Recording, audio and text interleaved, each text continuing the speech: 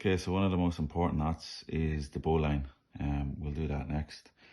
So we'll just use it as if we're using it for a tool, say to create a workable loop at the end of a line, or if we want to attach onto something like a pole, or if we're tying off a mooring that you want a bit more, say, more permanent than the previous slack rolling or slack round turning 2 half hitches.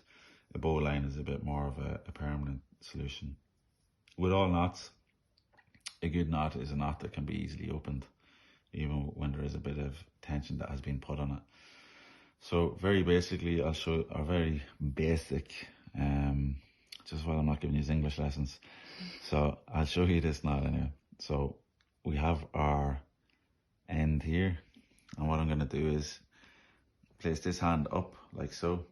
I'm going to take the end, I'm going to drag it along until I have enough slack.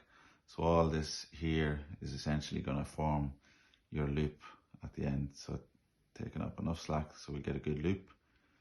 So we'll make this one quite small, but if you're making it for a person, you're obviously taking a lot more slack.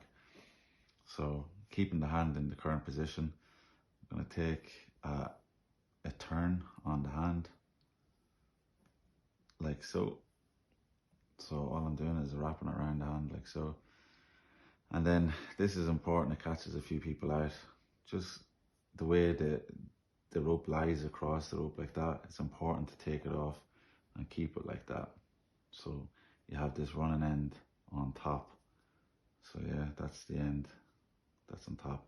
Some people get confused and they flick it over like this, and you can see that your running end is now on the bottom as opposed to on the top. So just put it back the way we had it. So that's the way we had it, coming off the hand. And I pinch here and I don't let go. So at the end then, the wee rhyme is the rabbit. So this is your rabbit, this is the hole that he's living in. So the rabbit comes out of the hole, he goes around the tree, which is here, around the tree like so, and then he goes back in the hole the way he came out, like so. And that's essentially the bowline once I tighten that up.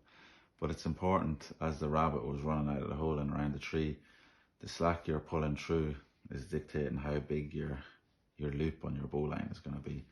So if I tighten this all up, so I grab the loop on the running end, and then I just tighten it all up like so. And you know it's a bowline because you kind of end up with this horseshoe shape.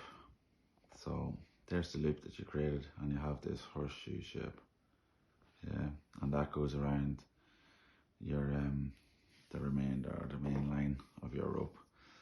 So the beauty with this loop is that it'll never tighten. So that won't tighten in on itself. The loop will always stay the same size. That knot can't slide. Yeah. So if you wanted, you could make that loop on this. So if you have a boat that's on a mooring that's going up and down in the tide, same story. Create your hole. So I'm gonna put my loop already, or put the handrail inside the loop, because say it's closed either end. Rabbit comes out of the hole, round the tree, back in the hole, tighten it all up.